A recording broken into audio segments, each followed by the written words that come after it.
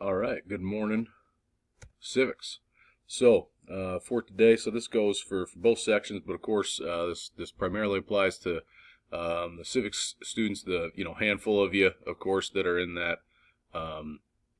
orange section. The handful of you that are in my civics class this during 7th hour today. This is primarily for you guys, but of course this certainly can apply if those in the section that I'll see tomorrow in class have any questions or anything like that, or even want to get a jump start on their civics for the week February 16th, you're more than welcome to. Of course, hope everybody's staying safe and warm with all the snow on the ground. And I know looks like there's still a winter weather advisory, so those of you living out in the country surrounding the area, hey, hopefully either you got a 4x4 or you can stay inside. So, or snowmobiling, that for that matter.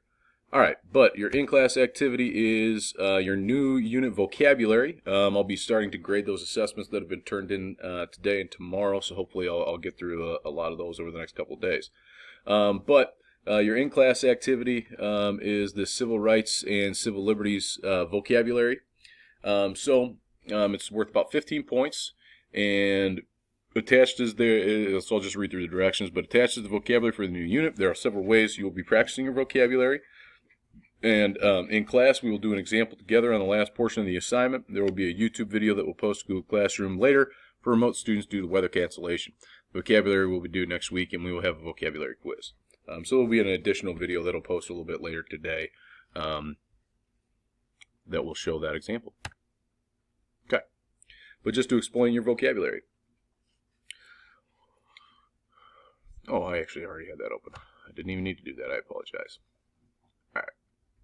So, for your vocabulary, you have 12 terms, and there are several different ways you're practicing this. Your driving question for the unit is the Constitution guarantees civil rights and civil liberties. So why is it necessary for people to ensure these rights are protected? So you can see there's those 12 terms there that you're going to need to define that are going to be central to the rest of your unit. Your first is making a prediction. So before you even look up the word, you choose 5 of them, and then you just make a prediction and make a connection to that word. Okay? Then, practice number 3 is this is where you actually look up the words. So you look up those 12 terms, define them in your own words. Try not to copy and paste those from online, as tempting as that may be, because you're going to be the one that gets quizzed on it, so you're the one that needs to understand the words that you're writing.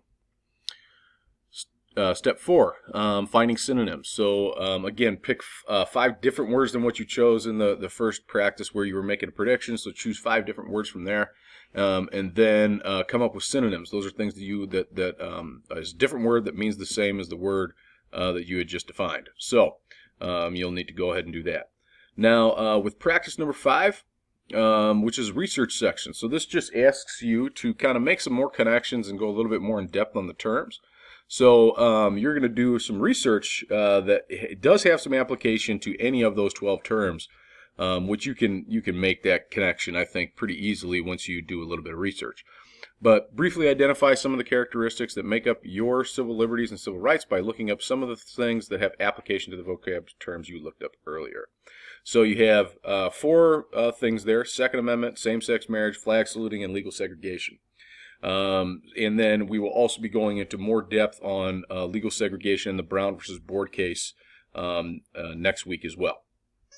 So, Second Amendment, why that's important, controversial, and any current Supreme Court cases. You'll need to do some background research on that. Same-sex marriage, influential Supreme Court cases there. Also, any modern-day issues that might have come up recently in regards to just the treatment of same-sex couples in general. There have been some baker cases, literally like people baking cakes and things like that for same-sex marriage that also went to the Supreme Court. So that's just a little hint of what you'll be finding. Flag saluting, so that's kneeling for the national anthem. Also some flag burning from the Texas Johnson case from back in the 70s, I believe. And then legal segregation, which is Brown versus Board education. And then also just do some brief background research on that international perspective of the Brown case. All right. That's all I had for you for your vocabulary. Hope you stay safe.